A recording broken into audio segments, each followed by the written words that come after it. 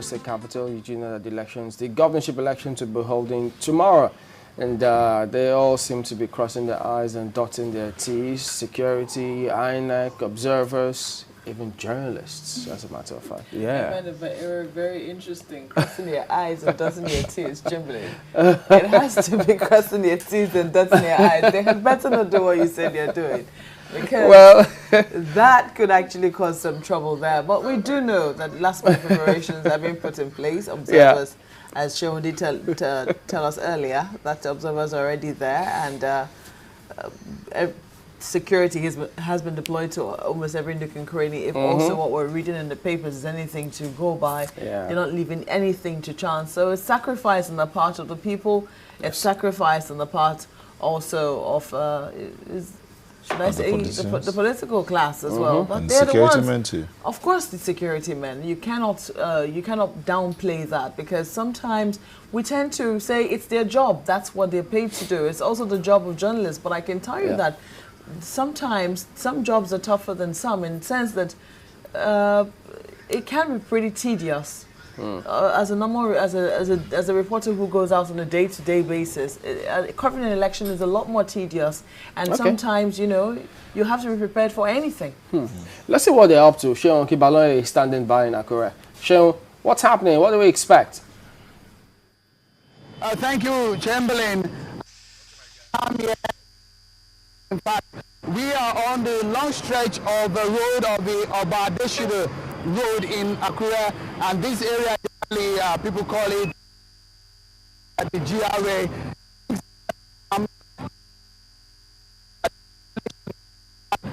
In security, things are very calm here.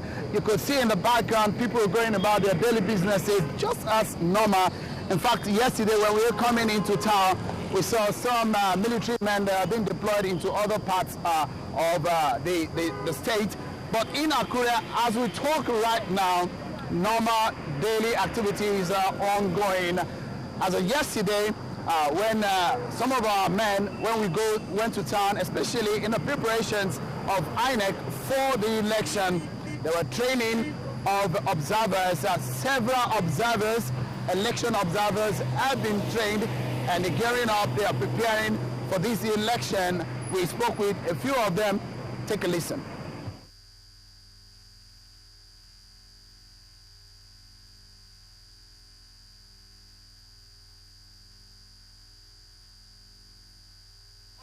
We get you that tracks as soon as we can get it sorted here. But what is on ground here, Chamberlain, and what we can see here is that people are just moving about their daily businesses just as normal. But mind you, just at midnight, campaigns and every kind of promos or jingles from the political parties are over. And what we are seeing, or what is going to be happening today, is that INEC is going to be preparing people materials, some non-sensitive materials, as we gather, are going to be moved into some other parts of the city. But right now, if those tracks are ready, just take a listen and hear from the observer, the election observers that have been trained for this particular election. There are areas of domiciliation. The natural, character of each area. For example, we are going to concentrate in areas where the candidates, come from, because those are the areas that people win on solidarity basis, and those are the areas that can be contested, contested by the other, opponents. So, for example, the incumbent governor comes from Ondo.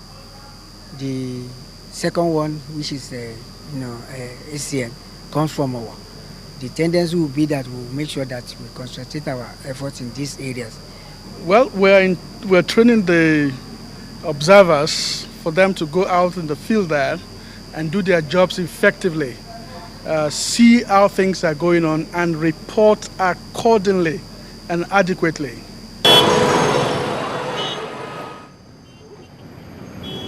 All right, now those are the election observers preparing for the D-Day. The 0 hour as the clock ticks is moving closer and closer, and everybody is looking forward to that very hour. The city, as I said earlier on, is very, very calm. There's no tension whatsoever. We also caught up with a resident in Akure yesterday, and this is what he has to say about the security situation in Ondo State generally. Take a listen.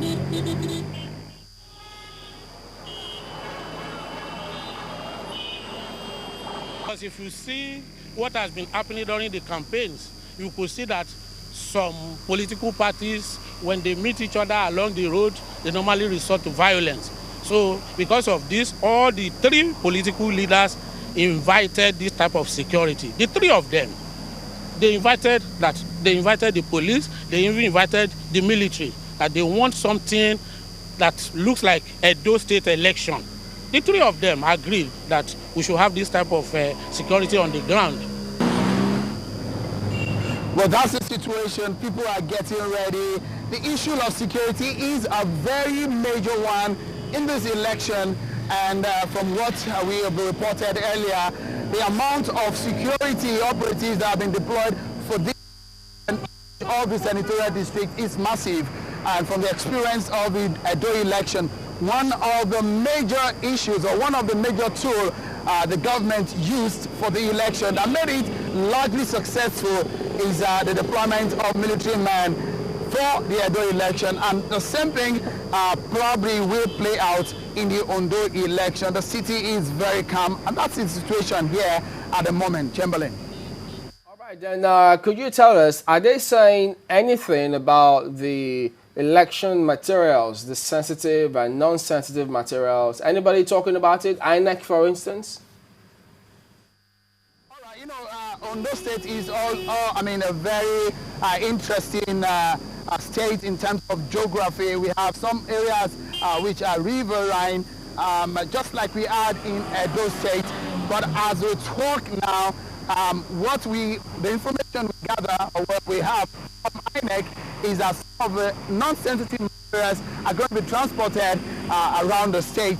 But as we talk now, when it comes to area, is a very, very, very, very key issue that the INEC officials are going to be very, very careful with. But, you know, when it's talk about the geography of the state, the riverine area, the Ilaje areas are very, very key in terms of transportation. Reaching those areas are very, very key. And I'm very sure that INEC will be looking into making the transportation of materials into that area as fast and as quick as possible for tomorrow's accreditation and voting process.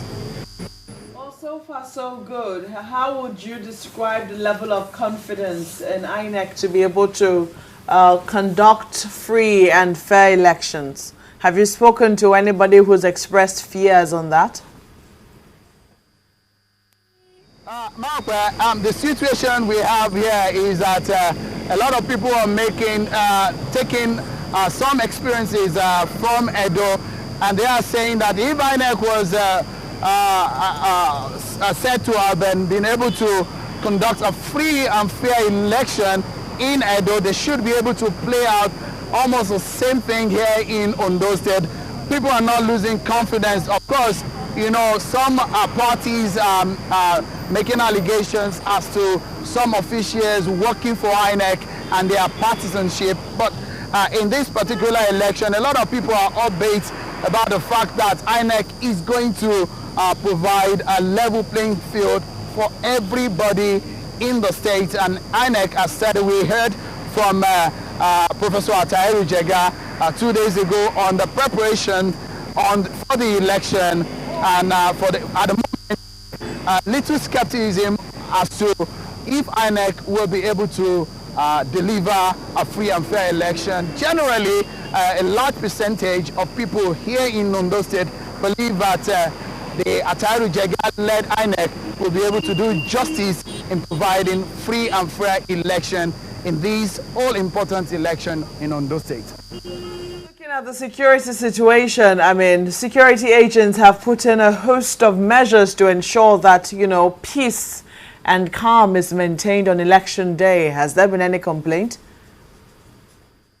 Well, so far, so good. Now we've had little complaint. Of course, today is the first day after the broadcast and promos of political parties over the campaigns over.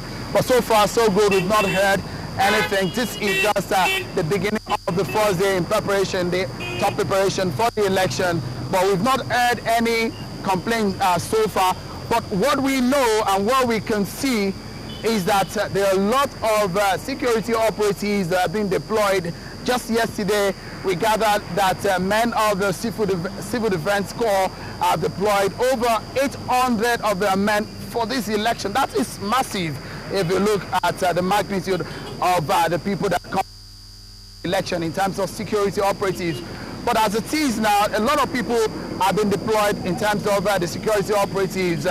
You know that Ondo State is being bothered by so many states, and in the past few days, there have been allegations that some parties are going to be bringing in thugs, and so these have aided the call for more deployment of troops in the state. Markwell. Yesterday, there were reports that there was something like a curfew in town. How are the people reacting to the curfew? And what's the excitement level, if you can rate it? The curfew is affecting everybody. When we entered into town yesterday, some of our crew, we entered town just a few minutes before the curfew time, which is 6 o'clock. And just before that time, you will see people moving in town hurriedly, just not to be caught up with a few people to it, because very important one. And the reason behind the curfew, of course, curfew all through the night from 6 p.m. in the evening. This is just to reduce movement or to stop movement from the allegations that there are going to be thugs moving in Ondo State, and they believe that if curfew is imposed from 6 p.m., that will stop and curb any kind of illegalism or violence that may take place. But generally, it seems that these people, so far what I've seen, people in Ondo State are very, very peaceful, moving from up to Ondo, even moving into Akure. Later, we'll be moving into some other parts of the state. React to the curfew, and this morning people are just moving out slowly. Things are getting up slowly. It shows that people are actually looking forward to it. But one thing that we're all looking out for is that people should come out en masse to vote for their candidate. All these security measures. What kind of observers do we have? Has INEC concluded those registration of the election observers? Any complaint from anywhere about anything there now?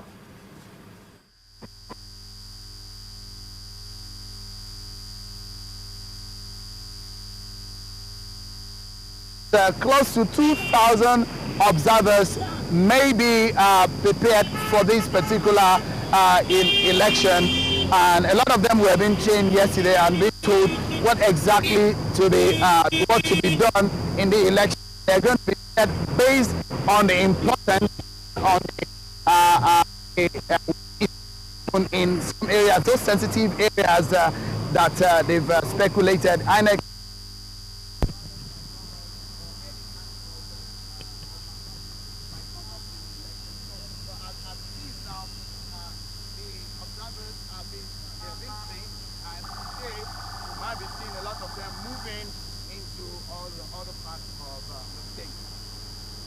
Thank you very much indeed, Seun, correspondent Seun Okinbaloye in Akure, and they're all going to be bringing us updates, as a matter of fact, about the forthcoming Ondo State governorship election. So stay with channels for all the updates you'll need.